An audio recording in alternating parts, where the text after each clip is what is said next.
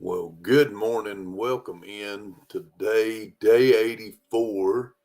Reading through the Bible in a year, we're going to be in Exodus chapter 36, John chapter 15, Proverbs chapter 12, and Ephesians chapter 5. Good morning, Craig. Good morning, Andy. Good morning, Avid. Good morning, Joy. Glad y'all are in here. Let's get started on Ephesians chapter 36, verse 1.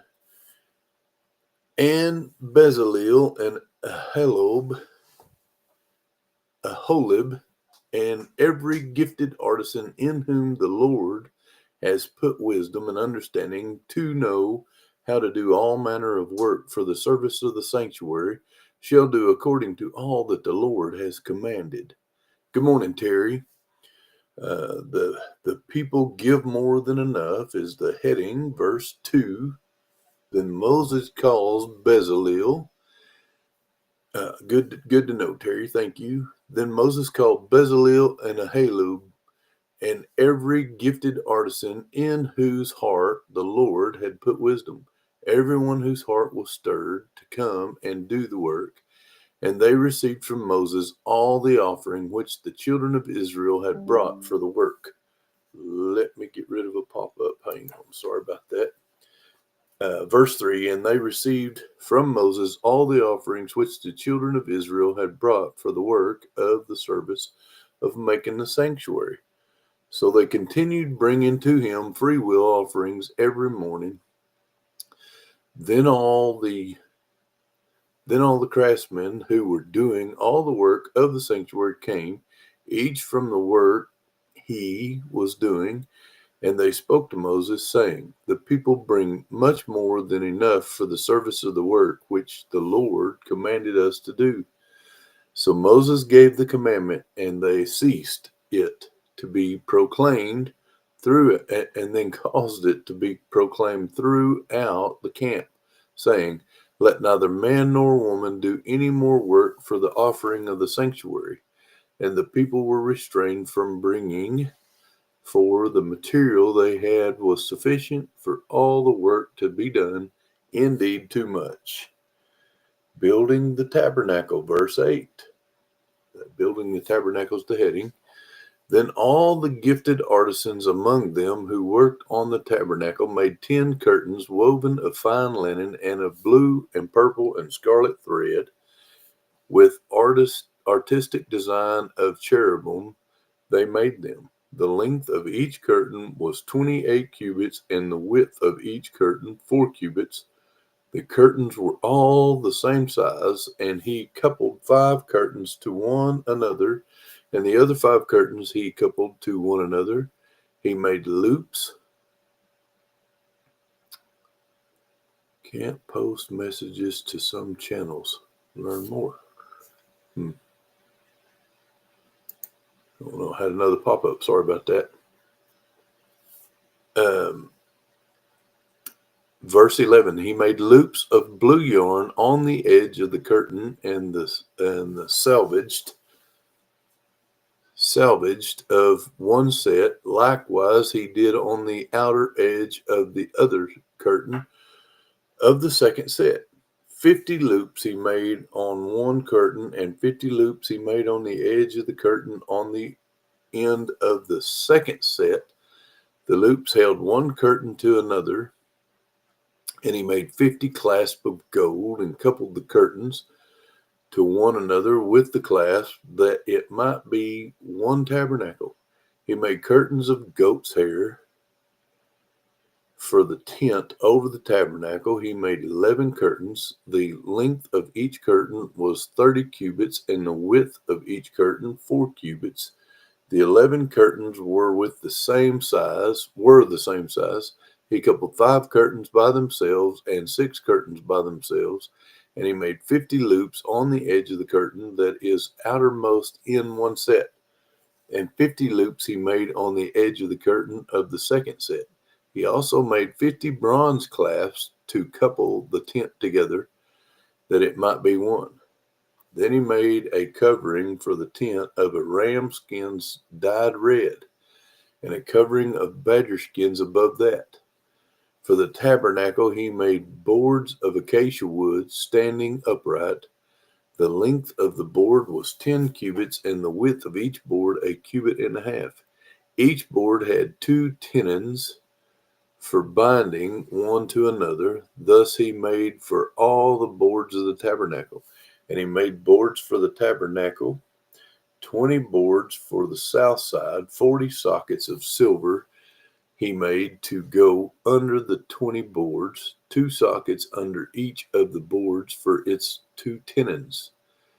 And for the outer side of the tabernacle, the north side, he made 20 boards, and their 40 sockets of silver, 2 sockets under each of the boards. For the west side of the tabernacle, he made 6 boards. He also made 2 boards for the 2 back corners of the tabernacle, and they were coupled at the bottom and coupled together at the top by 1 ring. Thus he made both of them for the 2 corners. So there were 8 boards and their sockets, 16 boards of silver, 2 sockets under each of the boards. And he made bars of acacia wood, 5 for the boards on one side of the tabernacle, 5 bars for the boards on the other side of the tabernacle, and 5 bars for the boards of the tabernacle on the far side westward. And he made the middle bar to pass through the boards from one end to the other. He overlay, hey, Bill White, welcome in.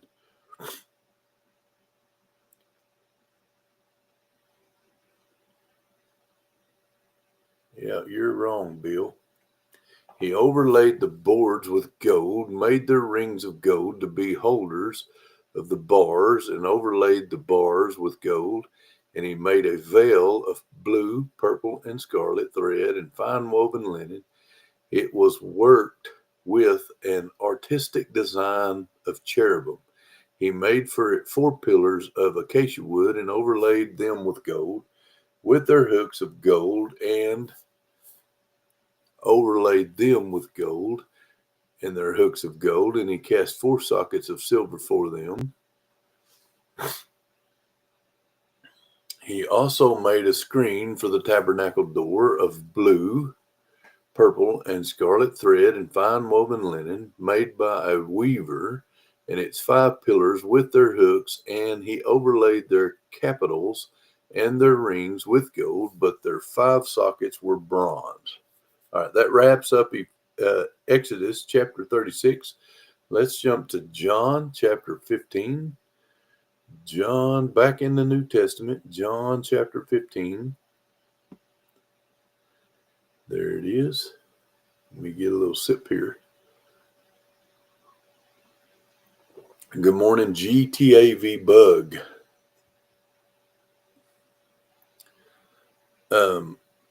John chapter 15, verse 1. The heading says, The True Vine. And it starts out, I am the true vine, and my Father is the vine dresser. Every branch in me that does not bear fruit, he takes away. And every branch that bears fruit, he prunes, that it may bear more fruit. You are already clean because of the word which I have spoken to you. Abide in me, and I in you, as the branch cannot bear fruit of itself, unless it abides in the vine. Neither can you unless you abide in me. I am the vine, you are the branches. He who abides in me, and I in him, bears much fruit. For without me you can do nothing. If anyone does not abide in me, he is cast out as a branch and is withered, and they gather them and throw them into the fire, and they are burned. If you abide in me, and my words abide in you, you will ask what you desire, and it shall be done for you. By this my Father is glorified, that you bear much fruit, so you will be my disciples. Love and joy perfected. Verse 9. As the Father loved me, I also have loved you. Abide in my love. if you keep my commandments, you will abide in my love, just as I have kept my Father's commandments and abide in his love. These things I have spoken to you, that my joy may remain in you, and that your joy may be filled. This is my commandment, that you love one another as I have loved you. Greater love has no one than this, than to lay down one's life for his friends. You are my friends if you do whatever I command you. No longer do I call you servants, for a servant does not know what his master is doing, but I have called you friends, for all the things that I heard from my Father I have made known to you. You did not choose me, but I chose you and appointed you that you should go and bear fruit, and that your fruit should remain, that whatever you ask the Father in my name, he may give you. These things I command you, that you love one another. The world's hatred. Verse 18. If the world hates you, you know that it hated me before it hated you. If you were of the world would love its own. Yet because you are not of the world, but I choose you out of the world, therefore the world hates you. Remember the remember the word that I said to you, a servant is not greater than his master. If they persecuted me, they will also persecute you. If they kept my word, they will keep yours also. But all these things they will do to you for my name's sake, because they do not know him who sent me. If I had not come and spoken to them, and they would have no sin, but now they have no excuse for their sin. He who hates me hates my Father also. If I had not done among them the works which no one else did, they would have no sin. But now they have sinned and also hated both me and my Father. But this happened that the word might be fulfilled, which is written in the law, they hated me without a cause. The coming rejection, that's the heading. Verse 26. But when the helper comes, whom I shall send to you from the Father, the Spirit of truth who proceeds from the Father, he will testify of me, and you also will bear witness, because you have been with me from the beginning. Good morning, Teresa Jukowitz. Welcome in. We're jumping now to Proverbs chapter 12. Back in the Old Testament, Proverbs chapter 12. Verse 1. Whoever loves instruction loves knowledge, but he who hates correction is stupid. A man obtains favor from the Lord, but a man of wicked intentions he will condemn. A man is not established by wickedness, but the root of the righteous cannot be moved. An excellent wife is the crown of her husband, but she who causes shame is like rottenness in his bones. The thoughts of the righteous are right, but the counsels of the wicked are deceitful. The words of the wicked lie in wait for blood, but the mouth of the upright will deliver them. The wicked are overthrown and are no more, but the house of the righteous will stand. A man will be condemned according to his wisdom, but he who is of a perverse heart will be despised. Better is the one who is slighted but has a servant than he who honors himself but lacks bread. A righteous man regards the life of his animal, but the tender mercies of the wicked are cruel. He who tills his land will be satisfied with bread, but he who follows frivolity is devoid of understanding. The wicked covet the catch of an evil man, but the root of the righteous yields fruit. The wicked is ensnared by the transgression of his lips, but the righteous will come through trouble. excuse me, verse 14, a man will be satisfied with good by the fruit of his mouth, and the recompense of a man's hands will be rendered to him. The way of a fool is right in his own eyes, but he who heeds counsel is wise. A fool's wrath is known at once, but a prudent man covers shame. He who speaks truth declares righteousness, but a false witness deceit. There is one who speaks like the piercings of a sword, but the tongue of the wise promotes health. The truthful lips shall be established forever, but a lying tongue is but for a moment. Deceit is in the heart of those who devise evil, but counselors of peace have joy. No grave trouble will overtake the righteous, but the wicked shall be filled with evil. Lying lips are an abomination to the Lord, but those who deal truthfully are his delight. A prudent man counsels, a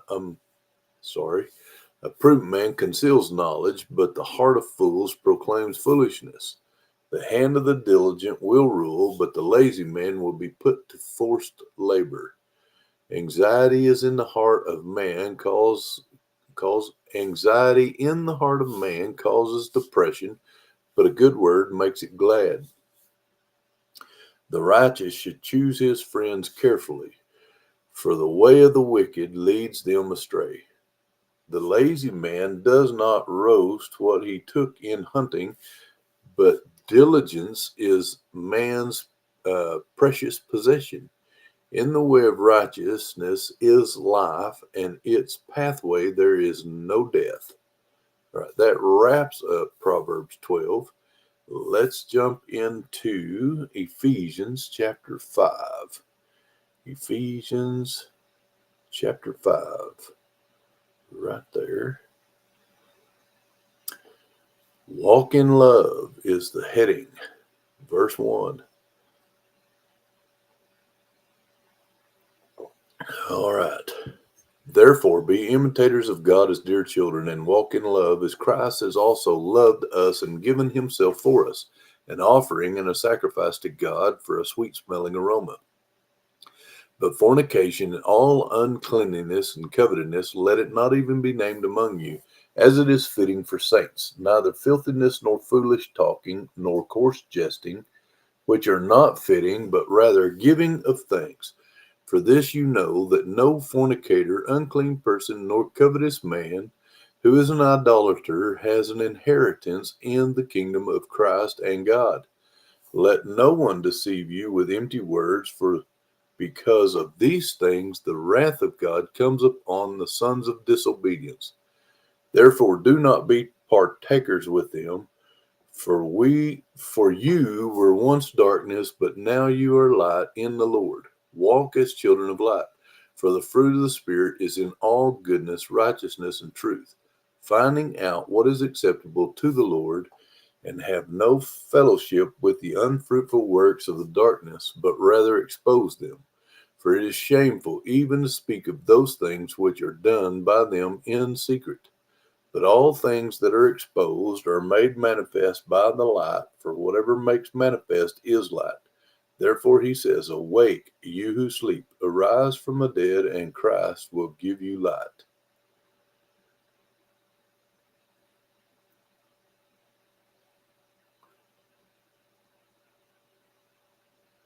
Walk in wisdom is the heading, verse 15.